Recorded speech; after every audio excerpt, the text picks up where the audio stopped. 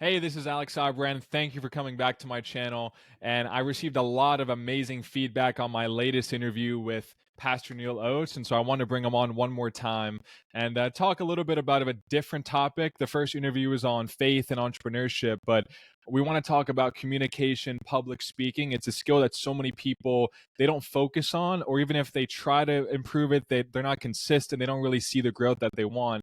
And Neil right now is in Las Vegas at a conference to speak in front of over 1,000 attendees.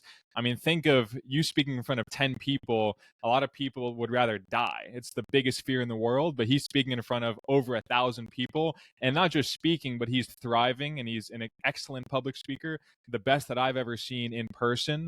Him and Tony Robbins are really at that level. And so that's why I want to bring him back on and have him share a little bit about communication. And to start, a little bit about your journey, Neil. Like, were you always super confident with public speaking, or was it a journey?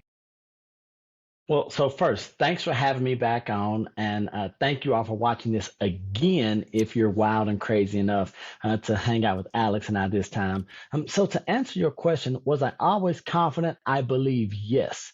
Was I always good? That is a heck no. All Mm, right. So my personality, I just believe I can do anything that I set my mind and heart to, but it doesn't always mean that I should be doing or saying that thing, right? So it really took me understanding that communication was a tool, but also a weapon, and then making the most of that. mhm. Okay, but growing up, I mean, we all had to do classroom presentations and everything like that. I used to fumble those. I was Oh awful. Like, I would no. rather, like, I was a good student. I liked my A's and B's. I would take an F on a project and be like, I don't want to go in front of the class. Like, please just give me an F. Let's move on. I'll make it up with other written assignments. So were you at that level, or were you always fairly confident and then you just took it to the next level recently? No, so I've always wanted to be the center of attention, right? And so Mm. if anyone knows me, they're like, there's Junior. But I get that honestly from my dad. My mom is a total opposite where she could be in the background. But my dad, my whole life, I saw him as someone who was galvanizing when he walked into the room. You know how they say there are thermometers and then there are thermostats. Well, my dad was a thermostat. He could walk in with his personality. He could chat people up a little bit and then having them feel really alive. So, what I wanted to do was emulate him. So, with him being my greatest role model, I said, well, what can I do?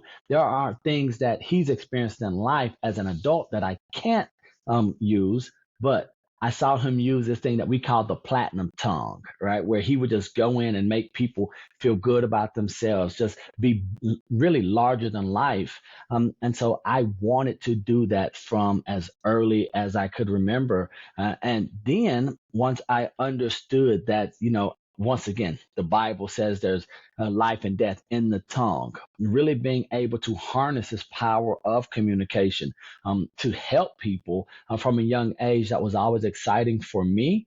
And once I started doing it right, I wanted to do it more. And so that's was my journey from a young age up until really when I was in my, I'm going to say, early 20s. And no, that was not just a couple of I was gonna years say ago, some 5 years 40. ago. Man, Okay, I knew what you were going to do. you No, so preempted my 41 joke. now. Mm, See, look, I know you too well. So early 20s, mm. I really became a student of communication and wanted to really leverage the fun that I have communicating. Whereas for you, you're saying I would take an F. Myself, I would do anything presentation for free for extra Mm, credit, not for a grade because I enjoyed it that much. mhm. Okay, so you always had the enjoyment. You had that natural, like you're saying, ability to be the center of attention, not in a bad way in this context. Like, you didn't mind going up and presenting. But of course, like you're saying, in recent years, you polished it to be on stages in front of so many people and perform, right? Like, we can shoot this interview. Maybe we mess up, we can record it again and people won't know. But on stage in front of over 1,000 people, it's life or death, right? Like you're either going to perform, you're going to make it happen, or you're going to embarrass yourself. And so let's say for the person though that is scared to talk in front of their 5 people at the office that they manage, right? Or they're scared to make a YouTube video, like where would someone in their communication journey, because communication and public speaking, they're not the same thing, but they're very correlated. It's about connecting with people. I'm connecting with you right now. It's one-on-one. Could also be watched by a million people, this interview. And so for you, where does somebody start in that journey? So the very first thing I tell everyone is that we aren't that important, right? And so get over ourselves. Don't take yourself that serious. And I don't care what you're doing, with a few exceptions. The fate of the world don't rely on what we're going to say or how we're going to come across or if we fumble or make mistakes. I believe one thing I know about me is that I know all of the worst parts of me. I know what all the skeletons are. I know the worst thoughts that I have. But if I allow myself to get up here and listen to those or start festering on those, then I would think I'm unworthy or I think someone might judge. For me, I know that when I get on stage here at Caesar's Palace in Las Vegas, right? I'm just talking about this thing. I'm having fun. I'm going to make sure that I am looking to make others have fun. So my whole thing, the very first thing I encourage everyone to do, whether it's 5 people, face to face, YouTube, it doesn't matter. Just relax. Don't take yourself so serious. There are major things in the world that are happening. Very few of them are life and death with us communicating with those individuals that we're going to be talking with. Mm, I love that. And I have a lot of clients who, let's say, are okay with that, but they have a lot of imposter syndrome because they feel like, who would listen to me? Like, who am I to go on YouTube and talk about real estate or to talk about finances? And so that's a big part of being a speaker, saying, hey, I have credibility, I have authority, and confidently dictating that message to people. And so if someone has that imposter syndrome, how do they get out of that? Because believe me, so many people have amazing experience, amazing knowledge, but they never feel like they're the one. It's almost like they need external permission to share their message with the world. And so what should somebody do if they're in that situation? Well, first, stop thinking that imposter syndrome is ever going to totally go away.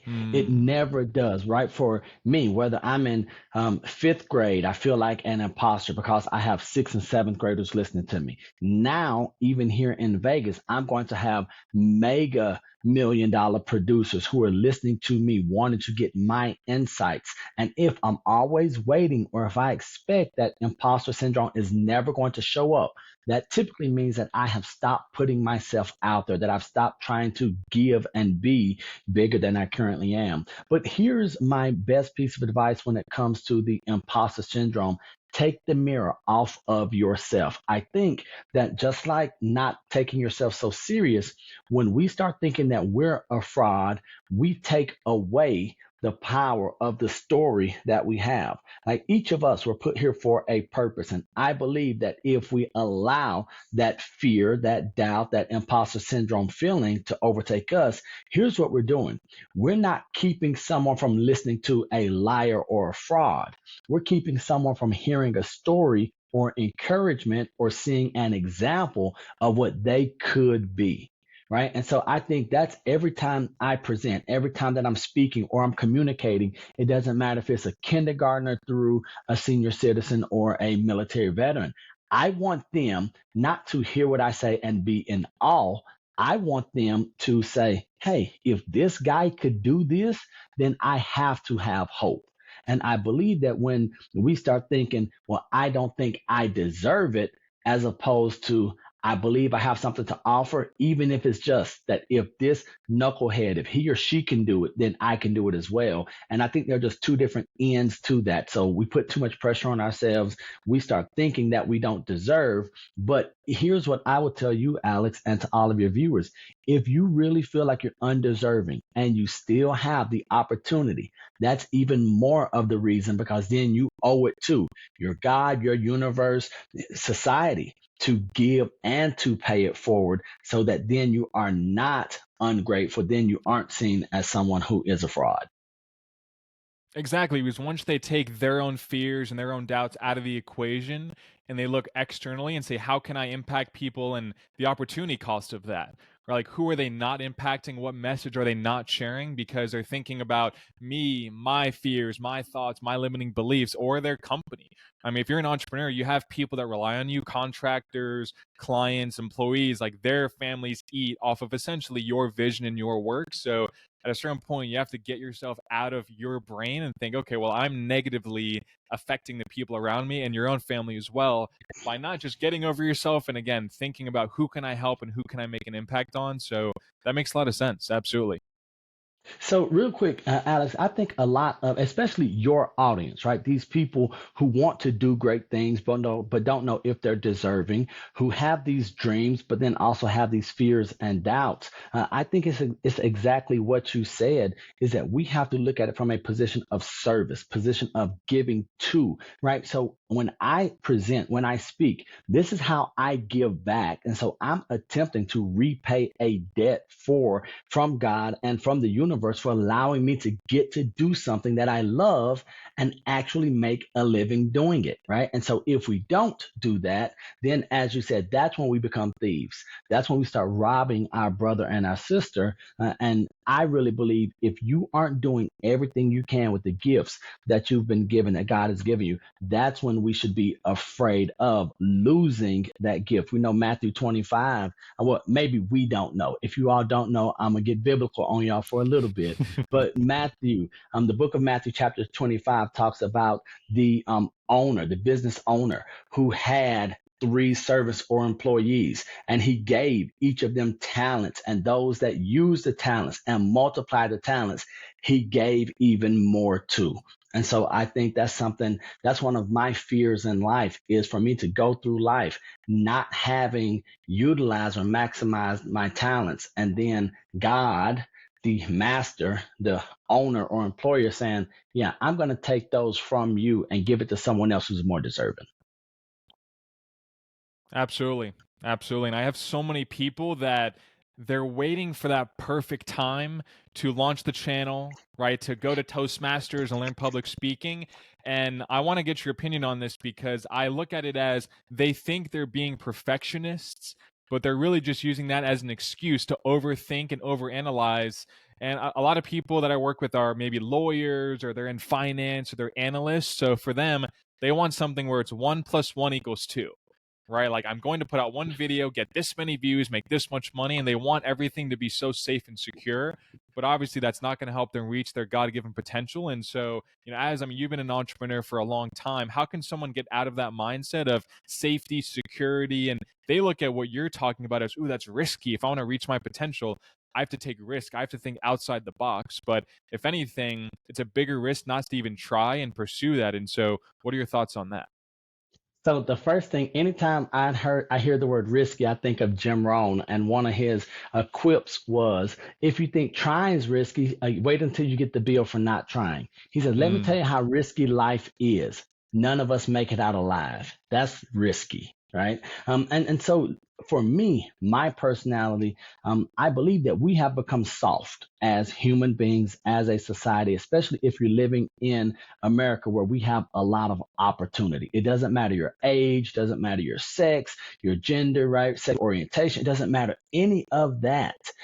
We have opportunities, but we have become soft, and therefore we look for excuses. And I believe that this dream or desire to be perfect or perfectionism is really the excuse of procrastination. Because if I keep saying I'm going to wait till the perfect time, I'm really procrastinating so that I don't have to not only be judged by others, but I don't want to look in the mirror and say to myself, hey, you lost. Right. There are times when I have to be honest. I have to look Neil in the mirror and say, hey, dude, today you lost. This was not good enough. This is not going to cut it. But it's easier for me to say, well, I'm going to wait until I mm. get this done. And so, just for those who don't know, one of the things, I have been speaking for a while now, but I didn't like my smile. right? And so then the challenge was, well, do I wait until I get my teeth fixed with Invisalign and braces before I get in front of an audience or and a camera? Do I wait that time, or do I speak in spite of, with jacked up grill and all? And so I was like, well, man, maybe I wait until. But then I thought to myself, and my mom told me, what if tomorrow never comes? Will you die with that story? Will you die with that thing in you? And so I am just terrified, as I said, of procrastinating, waiting until, because that's kind of arrogant of you and I, right? To say, well, I'm going to wait until I have everything perfect. Because here's what we know.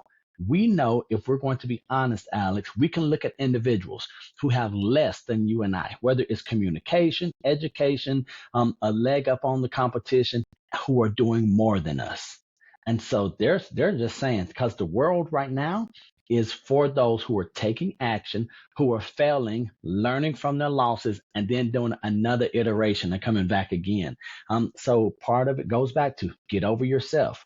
You can't borrow from tomorrow what you don't have. So today is our only day. And then just stop lying to yourself. Stop saying that you're looking for perfection. Just call procrastination, Hmm. and then just deal with it.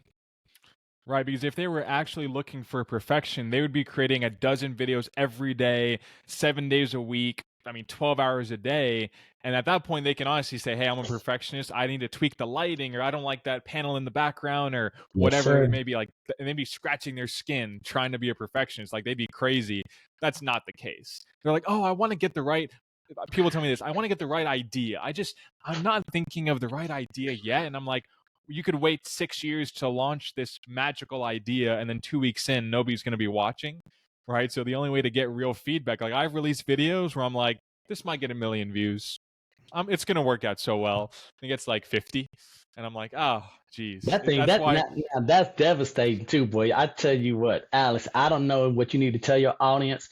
Man, y'all need to treat us better. We be putting our hearts Yeah. out there for y'all, and then y'all don't like the good stuff when we helping y'all accomplish a dream. But then you go through and do some knucklehead little dance move or something, and Yeah. next thing you know, you're like, oh, look at Alex Albarran have a semi-stroke. No, he was doing some type of shuffle, and you No, got like a million a plus. YouTube short that I posted on me like driving up to a private jet. Like it's flashy, like it's just a little way of getting some, subscribers. That gets like tens of thousands, hundreds of thousands of views. But like a really good business strategy video is like a 10 out of 10 on YouTube, like and not doing well. But again, the whole idea is that we're putting content out. We're seeing, hey, what are people watching? What are they not watching? Let's make adjustments based on that. That's the only way to see actual progress. Or I have people that say, let me think about what coaching program I'm going to launch, and then I'll sign up. And I'm like, maybe your ideal customer is going to reject that and say, well, that's not what we're asking for. Like, we want to give you money, but for something else. Right. But again, a lot of people fall in love with my product, my service, not who's my ideal customer, who's my ideal viewer. But Alex, so on that, talking about Mm-hmm. communication, I think that we mistake speaking for communication, right? Because Mm. if we really will listen to the marketplace, if we listen to our clients, customers, or prospects, here's what I believe. There are people who want to buy whatever it is that you're selling, who need the services. Now, many times we just walk around like this right here, right? We don't want to hear what the marketplace is saying because we've already made our minds up. We're sort of like parents, when they have their kids. Hey, that's what's on the plate. You're going to eat it or you're going to go to bed hungry. Well, Mm. right now we're in a house where there are other options. You can say eat it or else. They're like, or else. I mean, I'll just have something delivered to me and it's going to be exactly what I want. But we are not communicating with the marketplace. We're telling the marketplace who we are, what we want them to have, and that they better take it or else. And then they turn a deaf ear. And then we get frustrated saying, well, they're bad listeners. No, there was not communication. There was monologue, but there was no communication actually taking place. Mm. And then they're like, no, my market's too small. That's why nobody's buying my stuff. Or like the economy. And they just look at these third party reasons. I'm like, the economy could be the worst recession in the world. But if you have a business that, let's say 7 figures a year, a lot of people have that as their goal, $1 million in revenue. If you break that down on a weekly basis, that's 20,000 per week. which still is a good amount of money, right? But if you're selling, let's say, a service that's $4,000, that's one sale per day, and you have a seven-figure business. There's one customer out there for anybody watching this on a daily basis. I have some clients that get 5 or 10 customers a day at 10,000 each, right? So you have to think bigger. Don't blame external factors that aren't related to what you can control. You can't control the economy, or you can't control interest rates, but you can control how many videos did I put out in quarter 1, or what type of content am I producing? Am I really putting my best effort into the equipment, into the lighting, or am I procrastinating? Am I overthinking? Am I waiting for the perfect time? So absolutely, you're on the same page there. So on that, I also think that goes back to the story that we're telling ourselves, right? I think that so many of us are when we think of communication, we're thinking only speaking first and not listening to the dialogue that's happening. But also, we don't think about the communication that's happening right here, right? And I think that's the most important communication that's going to happen on a daily basis because Alex knows what Alex thinks without having to say a word. And if we're telling ourselves that the circumstances or that the situation is dire, that everyone hates me, that I'm set up to lose, that I can't get a leg up, that this president, this administration, finances are out of whack. Now, of course, if that's what we're hearing all day, every day, then when I open my mouth, what was in here and in here has to come out. And then I wouldn't want to work with me. I wouldn't want to be, I mean, I don't know if you know this, but there are some salespeople who will come out and say, well, I sell these widget. You wouldn't want to buy any, would you? And you'd be like, heck no, because you just unsold me, dude. What are you Mm-hmm. talking about, man? Exactly. I mean, I've spoken to probably thousands of entrepreneurs. I don't know the exact number, but as you're mentioning, as I've been in my business for almost 8 years, the more, like, my ears are already a little big. They've gotten bigger and bigger because I've just been listening more and more. Where, like, I really try to say, hey, what challenges are you facing, and what obstacles can I help you overcome? And a lot of the time, my prospective clients just give me the playbook on, they're at point A, I want to get to point B, help me bridge that gap. A lot of people in sales or even in videos or whatever communication we're talking about, they just say, hey, don't even, I know what you need. You need X, Y, and Z. It's like going to the doctor and you have an ankle issue and they're like, hey, welcome to my office, I'm going to give you this heart medication. And you're like, wait, well, no, no, no, you didn't even diagnose me. We're like, I have no Yeah. heart issues, I have a broken, ankle. So a lot of people do that in their business, and that's why they're never listening. They're just talking to their customer instead of asking them, hey, what do you want and what are you going to give me money for? And once you do that, things tend to open up.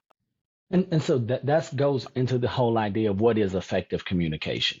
And so I always say that effective communication is when the receiver receives the message the way the sender intended it to, but the sender sent the message that the receiver needed to hear.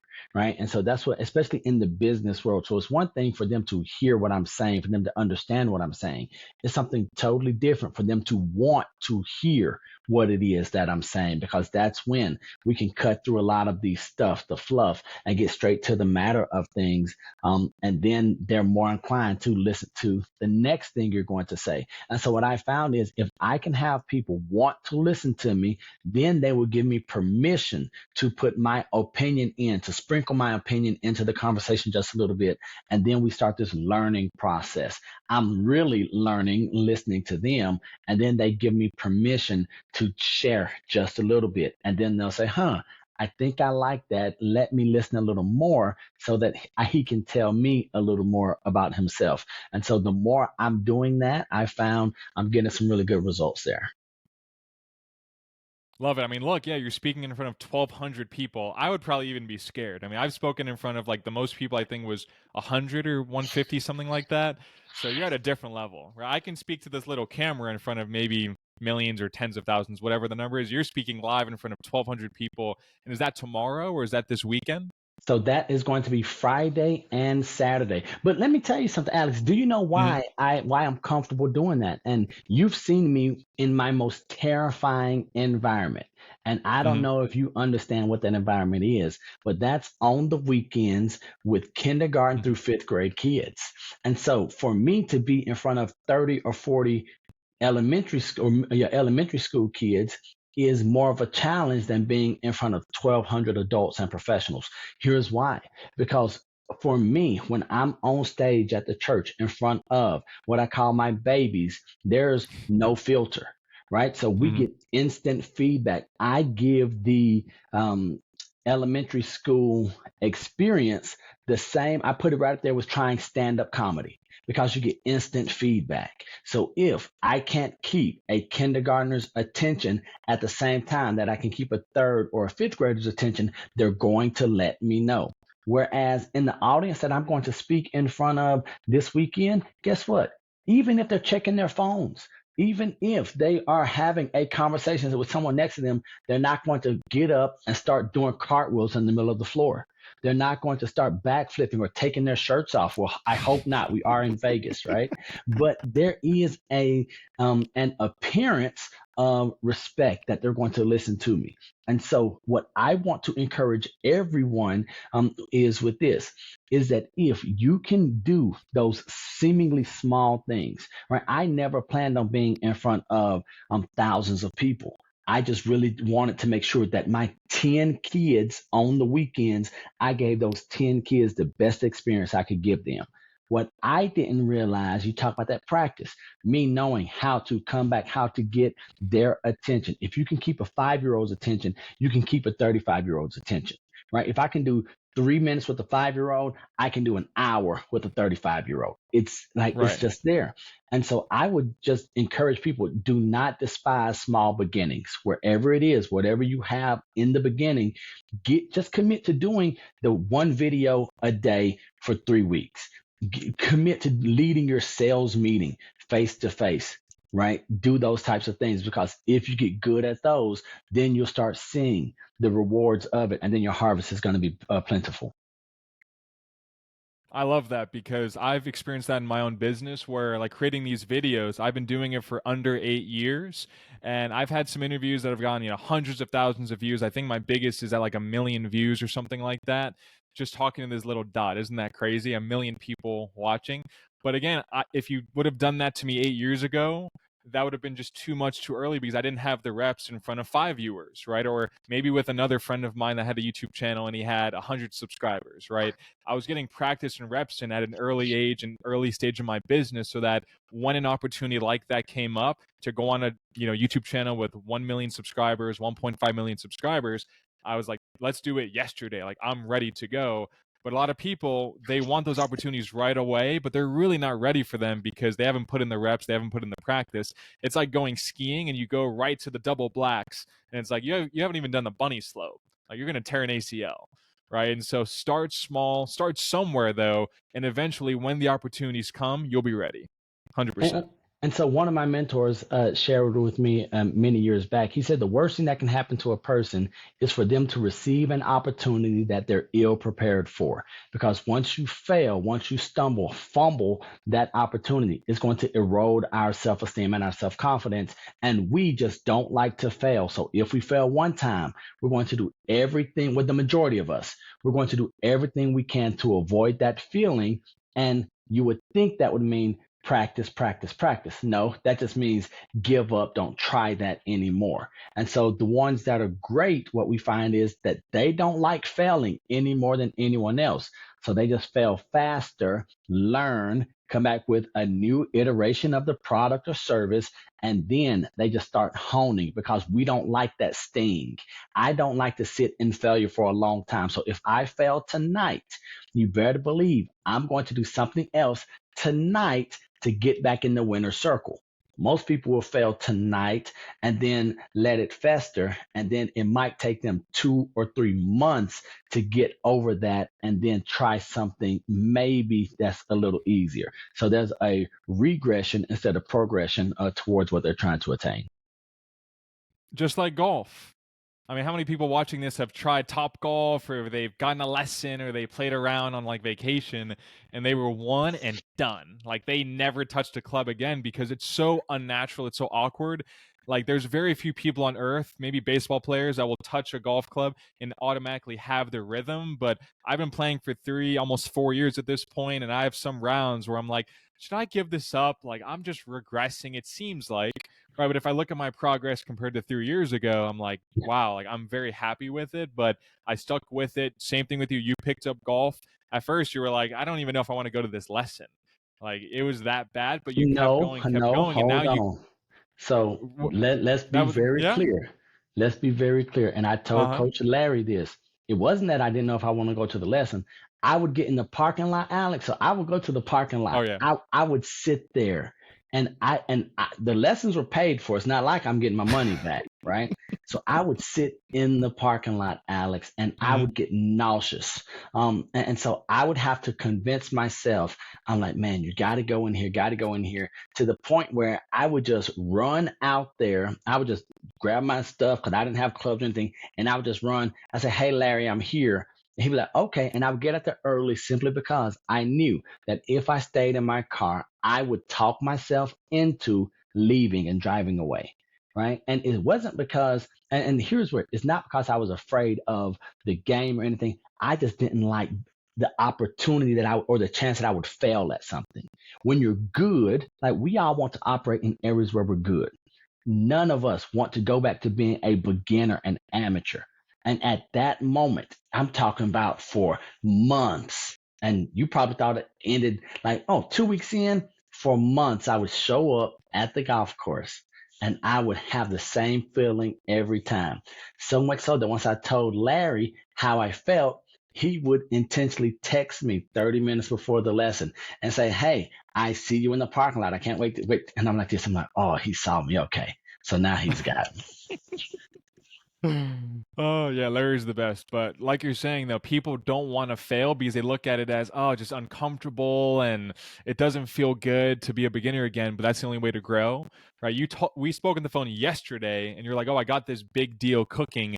Only through golf. Without golf, that deal would not be happening. And you're only early into your golf career, essentially. I mean, you have another maybe 30, 40 years realistically of playing the game, but now you're benefiting from it because with networking with deals, because you got uncomfortable. Absolutely. Hmm.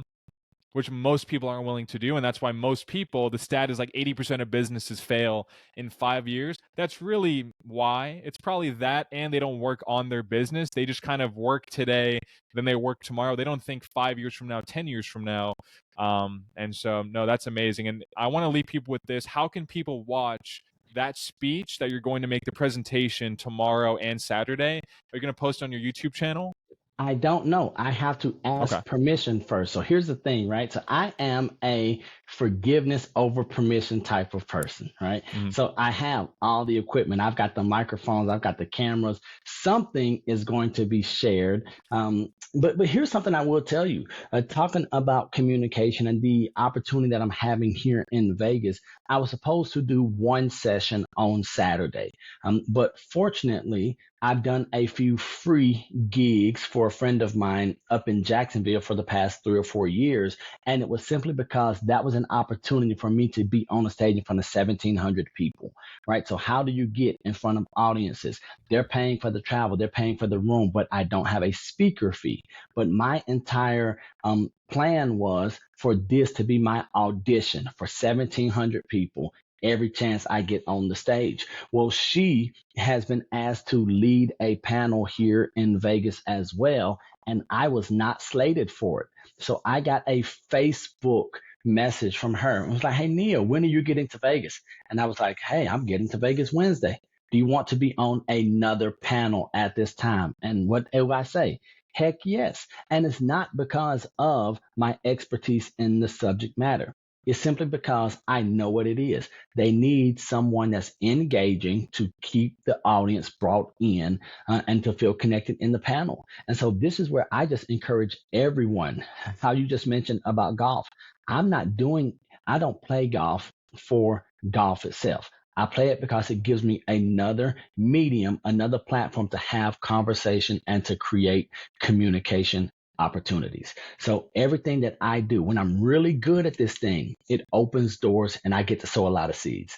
When I shut down and when I'm horrible at it, I look up and all of my fields are bare, right? And so I just want to encourage everyone, every opportunity you get to study, to improve your communication. It doesn't matter how great these ideas are if you can't clearly communicate them. It doesn't matter how life changing a story is for you personally if you can't share it, if people can't benefit from these life experiences.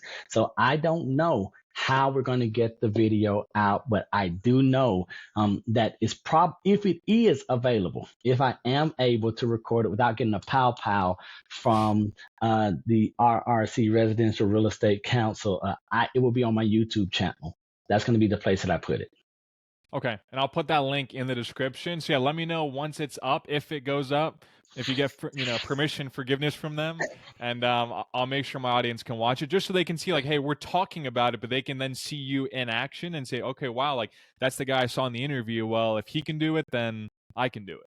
Oh, absolutely. Because and this is what I remind people, they see me now, they see us now. They don't understand that I am a kid, well, an older kid now from Alabama, right? My hometown had 1,100 people from my hometown. So there are more people going to Wow. be at the event this weekend than from the hometown where I was born and raised. And I think it's so easy for us to look at and see where people are without doing the homework, because a lot of people don't want you to know where they're from, that they came from humble beginnings. But for me, that's the greatest testament.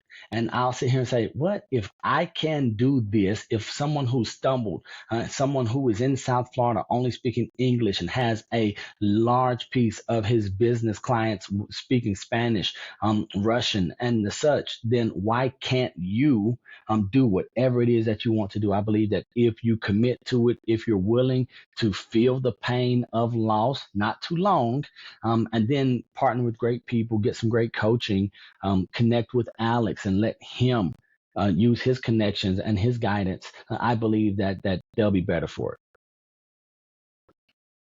Perfect. Hey, thank you for coming on, Neil. I really appreciate it. And like I said, I'll put your link for the YouTube in the description. I'll post kind of an update in the description for people watching on like the actual link to the speech that you're going to make, the presentation. And yeah, thanks for coming on again. Really appreciate it. Always a pleasure, man. Can't wait to see you.